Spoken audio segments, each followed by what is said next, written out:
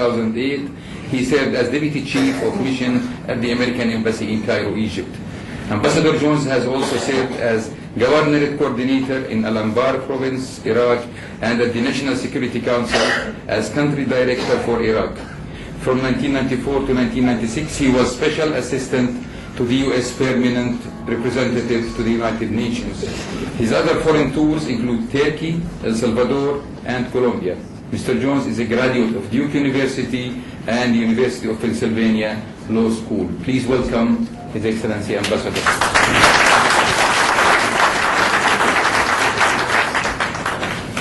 Thank you so much. It's really an honor to be here.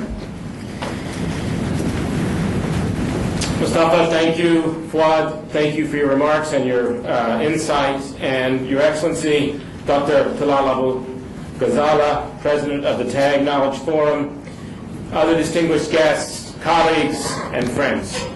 It's really a great honor for me to address the Talal Abu-Ghazaleh Forum. The topic I chose for tonight is the United States partnership with Jordan in the areas of education and human development. When I think about His Excellency, Dr. Abu-Ghazaleh, I think about his tremendous contributions to education in Jordan. I think about the profound impact in Jordan of the business school that bears his name. And I think about this important forum, which always generates new ideas and discussion in Jordan. And I think about the tremendous contribution that Dr. Abu-Ghazaleh has made in the area of intellectual property. So I thought it would be appropriate this evening to address themes that I know are close to your heart, Excellency. And we just spent a few minutes upstairs talking about these things, and as you would expect, he has some new ideas also on education, and I'm looking forward to exchanging those in the coming weeks and months. Ladies and gentlemen, the United States is very proud of our partnership with Jordan. As you know, it's a partnership that has many facets. Our security partnership has saved lives in the United States, and it has saved lives in Jordan. It's a trade partnership, and we estimate that the free trade agreement between our two countries has created more than 50,000 jobs in Jordan. But when I think about the partnership, I think that the most important aspect is our collaboration, the U.S.-Jordanian collaboration in human development. I think that the area where we are having the greatest impact is improving people's lives. Late last spring, I visited a hospital in South Shuna, and we had just built an emergency clinic there, and I was touring the emergency clinic and we were inaugurating it.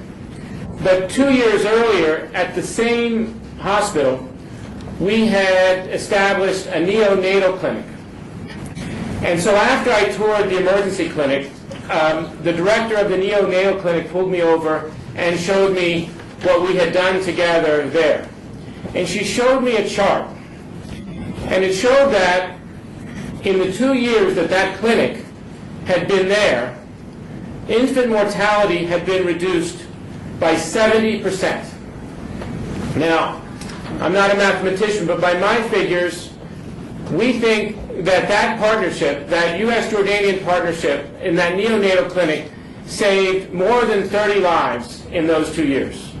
30 young Jordanians survived who, before that clinic, would not have survived.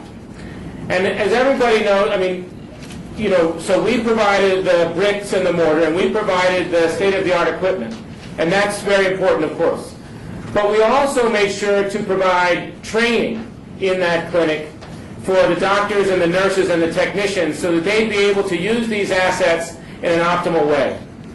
And I think that when you can show that we saved more than 30 lives over a 2-year period, you can be sure that the human aspect of it was at work. Because you can build the most perfect equipment, you can build the most perfect building, but if the software isn't in place, if the people aren't trained, if they're not ready to deliver the services, it's not going to work. And in this case, it clearly seems to be working. So we've now renovated and equipped obstetric and neonatal departments in 20 hospitals all over Jordan, as well as renovating and equipping emergency rooms in 5 hospitals. And when we build these facilities, we provide the construction and the state-of-the-art medical equipment, but we really invest in the medical personnel. We are proud to invest in the people of Jordan, and we are investing in education, training, health, and workforce development. It's all about the people. John F. Kennedy said, "The human mind is our fundamental resource." Many U.S. agencies in our embassy are working with the Jordanian government to improve education and training opportunities for Jordanians.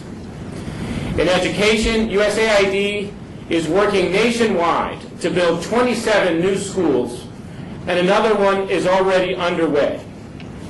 25 more are planned in the next 5 years.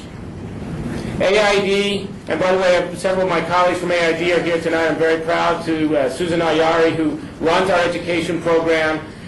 You guys, nobody in this room can keep up, or maybe you could, Excellency, but you're the only one who can keep up with Susan Ayari in the way she runs around the country following these programs. AID is also expanding 99 existing schools with another 120 planned over the next 5 years. AID is renovating 150 schools over the next 4 years. And it has built or renovated 400 kindergarten classrooms with 300 more in the works. So what does this mean? 250,000 students and faculty will have better facilities. An additional 80,000 members of these communities will also be able to use these new spaces. USAID has also trained more than 8,000 teachers in leadership and professional development. And it has enhanced the leadership, life, and job skills of 59,000 young people who received training that helps them prepare for the world of work. Something that, Excellency, that you've been deeply involved in, I know. So we've provided more than 20,000 students with renovated playgrounds and new sports equipment as well. These are impressive figures.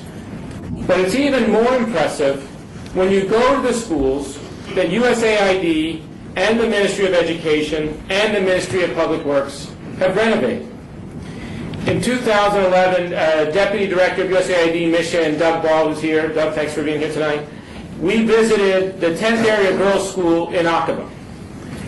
It's a terrific facility with a science lab, computer lab, gymnasium, outdoor playground, and a community garden. Part of the program design of that school encourages school administrators to reach out to parents and community members to include them in the school community.